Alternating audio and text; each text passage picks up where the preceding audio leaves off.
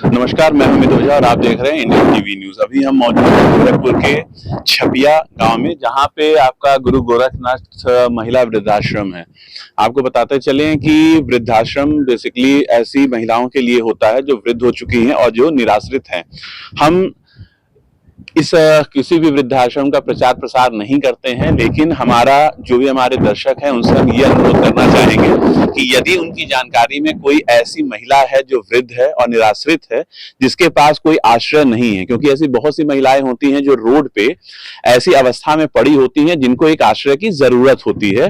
तो हम ये चाहेंगे कि ऐसी जो महिलाएं हैं उनको आप यहाँ पर लाके यहाँ पे रख सकते हैं, लेकिन साथ ही हम ये भी अनुरोध करना चाहेंगे कि अपने दर्शकों से कि कोई भी ऐसा व्यक्ति जो सक्षम है वो अपने किसी भी वृद्ध को यहाँ पर लाके ना छोड़े। इसी क्रम में जो यहाँ की डायरेक्टर हैं, जो यहाँ की संचालिका हैं, हम उनसे बात करेंगे और जानेंगे कि ये कब से जो है यहाँ पे चल रहा है और आखिर यहाँ पे क्या क्या व्यवस्थाएं हैं, यहाँ पे क्या क्या सुविधाएं हैं और उनके जो यहाँ महिलाएं रहने आ रही हैं उनके पुनर्वास के लिए उनकी तरफ से कोई योजना है या नहीं है, या सरकार की तरफ से उनको कोई जो है सहायता राशि मिलती है या नहीं मिलती है। तो अभी जो उनके सामने हम कमरे में जाते हैं और बात करते हैं। जो यहाँ पे अभी बैठी हुई हैं, मैम आप यहाँ पे डायरेक्टर हैं। मैम, हम लोग इंडियन टीवी न्यूज की तरफ से आए हैं, आपका रास्ते में बोर्ड दिखा था, तो इसके संदर्भ में हम लोग थोड़ी सी जानकारी चाह रहे हैं कि मतलब ये क्या है और ये कब से यहाँ पे संचालित हो रहा है। जी, मेरा नाम डॉक्टर विजेता पांडे है। मेरा ये संचालन गुरु गोरखनाथ महिला वृद्धाश्रम है हमारा। इसका संचालन 1 अक्टूबर 2023 से चल रहा है। ठीक है, अभी तक चल ही रहा है। महिला कल्याण निगम का ये प्रोग्राम था जो हमने लिया था 2021 में, लेकिन अब फिलहाल करेंट टाइम में महिला कल्याण निगम ने इस प्रोग्राम को बंद कर दिया है। ठीक है, तो 29 फरवरी को उनका संचालन बंद हो गया। अभी हम पब्लिक फंड पे चला रहे हैं, मतलब खुद स्वयं चला रहे हैं, और कुछ लोग जो हैं थोड़ा बहुत सामर्थ्य अपने कर देते हैं तो उनके डोनेशन पे चला रहे हैं। इसी हिसाब से चल रहा है। तो क्या मतलब सरकार की तरफ से आपको इसमें अभी कोई सहायता जो है नहीं मिल रही है? नहीं, सरकार की तरफ से मेरे पास कोई सहायता नहीं है फिलहाल। तो क्या जो यहाँ के माननीय जनप्रतिनिधि हैं, जो यहाँ के सांसद हैं और जो हमारा जो गृह जनपद है, हमारा भी गृह जनपद है और माननीय मुख्यमंत्री जी यहीं के हैं, क्या उनसे भी आपने इस बारे में कुछ वार्ता की थी? जी, सांसद जी हमारे यहाँ आ चुके हैं। यहाँ वृद्धाश्रम पे सांसद जी आए थे। उन्होंने कहा था कि हम मतलब ये चुनाव के बाद देखेंगे। मुख्यमंत्री जी से भी बातचीत हो चुकी है, उनसे मुलाकात हुई थी हमारी। मुख्यमंत्री जी ने आश्वासन दिया है हमें कि हम चुनाव के बाद इस पर काम करेंगे। अब इसीलिए हम चुनाव के बाद वेट कर रहे हैं, देखते हैं क्या होता है। तो अभी जो मतलब यहाँ व्यवस्थाएं हैं, आखिर वो फिर कैसे मैनेज कर रही हैं आप? सर खुद से ही पैसा लगा के मैनेज कर रहे हैं। ठीक है, कोई और ऑप्शन हमारे पास है नहीं, क्योंकि अभी हम कुछ चीजें शुरू करना चाह रहे थे तो वो अभी हो नहीं पाई हैं, और बस खुद से ही पैसा लगा के कर रहे हैं। तो महिलाओं जो यहाँ पे माताएं आती हैं, ज्यादातर तो वृद्ध होती होंगी, क्या उनके पुनर्वास के लिए या उनके लिए कोई और भी कोई व्यवस्था वगैरह, या उनके आय के साधन के लिए, या उनकी जो भी मतलब व्यवस्थाएं हैं या संचालन के लिए, आखिर आपने भविष्य के लिए क्या सोचा? अगर सरकार इसको फंड नहीं करेगी तो फिर इस क्या होगा? क्या ये वृद्धाश्रम चलेगा या फिर इसको फिर बंद कर दिया जाएगा? नहीं, वृद्धाश्रम तो चलेगा, ये तो कंफर्म है। सरकार अगर करती है तो बहुत अच्छी बात है, सरकार नहीं भी करेगी तो हम चलाएंगे। हमने सोचा यहाँ पे कुछ कुटीर उद्योग वगैरह डालने के लिए, तो कुटीर उद्योग वगैरह अगर डाल देते हैं, जैसे कुछ चीजें हम सोच रहे हैं, अभी प्लानिंग में है उसके, तो कुछ जो भी समय लग रहा है उसके बाद हम शुरू करेंगे। उसमें माताओं का आय का साधन भी हो जाएगा और उस हिसाब से वो चीजें चलेंगी। तो ये वृद्धाश्रम, जैसे बहुत से लोग ऐसे होते हैं, जैसे आप भी अभी युवा हैं, तो आपको ये वृद्धाश्रम खोलने का जो है ये विचार कहाँ से आया?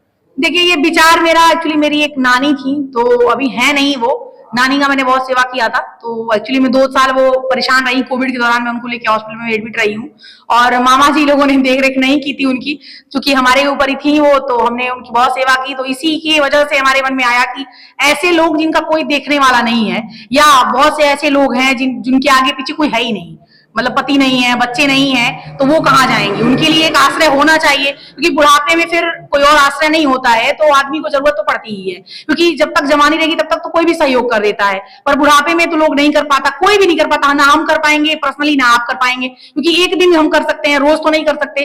तो रोज के लिए हमें एक मतलब जगह बनानी थी कि जिसके लिए कई सारी माताएं एक जगह रहें और उनका सहयोग हो। बेसिकली हम तो यही चाहेंगे कि जो निराश्रित हैं, बहुत सी महिलाएं हो यहाँ पे, लेकिन अगर कोई सक्षम व्यक्ति अगर यहाँ पे छोड़ के जाता है तो फिर उसके लिए फिर आप क्या करेंगे? देखिए, सक्षम व्यक्ति जो आते हैं पहले मैं उनकी काउंसलिंग करती हूँ, ठीक है। जैसे हमारे यहाँ पूछते हैं कि आपकी क्या रिक्वायरमेंट है, आप कैसे रखती हैं माताओं को, तो पहले तो ये रहता है कि ऐसी माताएं जिनके आगे पीछे कोई नहीं है, मतलब जिन जो निराश्रित है पूरी तरह से, वो आनी चाहिए, जो कि नियमता सही यही है वही हो, जिनका कोई देखरेख करने वाला नहीं है। अब अगल बगल के लोग कितना दिन कर सकते हैं, जब तक वो अपने शरीर से चलेंगी तभी तक, बुढ़ापे में कोई किसी का सहारा होता नहीं है। तो ये सारी चीजें हैं, लेकिन जो लोग सक्षम हैं रखने में, जैसे कुछ लोगों के बच्चे बाहर रहते हैं तो वो ये कहते हैं कि भाई हम जो है अपने माँ बाप को, हमारे माँ बाप को रख लीजिए, हम उसकी जगह पे आपको कुछ पैसे दे दे रहे हैं, तो हम वो ऑफर नहीं लेते हैं। लेकिन ये कहना रहता है, देखिए अगर कुछ दिनों की बात हो तो हम, ऐसा नहीं है कि मैरिज नहीं करेंगे, हम रख लेंगे, लेकिन थोड़ा सा मतलब नियमता ये होना चाहिए कि अगर उनके पीछे कोई नहीं है तो हम रखें, ज्यादा बेहतर है।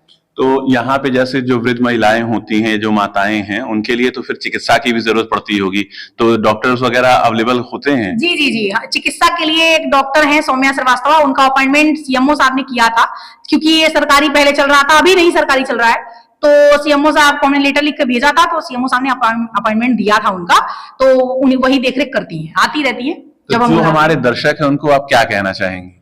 देखिए, हम यही कहना चाहते हैं सभी को, मेरा निवेदन है सबसे कि जो आपके आसपास जो भी वृद्ध माताएं ऐसी दिखे जो निराश्रित हो और मानसिक रूप से सक्षम हो, शारीरिक रूप से भी ठीक हो, बहुत बीमार ना हो, वो अगर मतलब ऐसी स्थिति में पड़ी हो कि भाई कोई पूछने वाला ना हो, उनके आगे पीछे कोई है ही नहीं, निराश्रित हो, तो आप उन्हें जरूर भेजें हमारे पास सारी व्यवस्थाएं हैं, रहने की भी है, काम करने के लिए एम्प्लॉई हैं और सारी चीजें तो लोग करते हैं, आप उन्हें जरूर भेजें।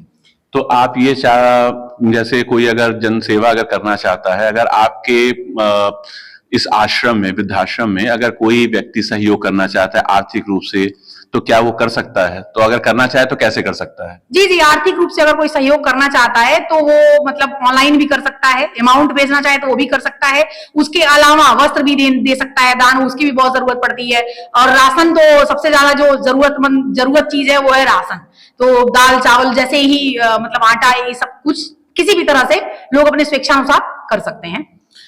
तो हमने दर्शकों को बताते चले कि अभी हम वार्ता कर रहे थे यहाँ के वृद्धाश्रम की जो डायरेक्टर हैं डॉक्टर विजेता त्रिपाठी से, और विजेता पांडे से, और हम अपने दर्शकों से ये अनुरोध करना चाहेंगे कि अगर आप इस वृद्धाश्रम के लिए अपना सहयोग देना चाहते हैं तो इस खबर के अंत में हम यहाँ का QR कोड आपको जो है इसमें दिखाएंगे, अगर आप चाहें तो उसको कर सकते हैं, और जो नंबर होगा, नंबर भी उसमें डिस्प्ले है, उस नंबर पे भी आप अपना सहयोग कर सकते हैं। लेकिन यहाँ पे जो भी माताएं हैं उनकी हम जो है कोई तस्वीर या कोई फोटो अपने दर्शकों को नहीं दिखाना चाहते हैं। वो इसलिए हम नहीं दिखाना चाहते हैं ताकि उन माताओं को कहीं से ये ना लगे कि हम उनका प्रचार प्रसार कर रहे हैं और उनको हम पब्लिक के बीच में ले जाकर उनका जो कहीं ना कहीं से उनके आत्मसम्मान को ठेस पहुंचाने की कोशिश कर रहे हैं, क्योंकि हर व्यक्ति को इस समाज में सर उठा के जीने का अधिकार है और हर व्यक्ति की एक निजता होती है।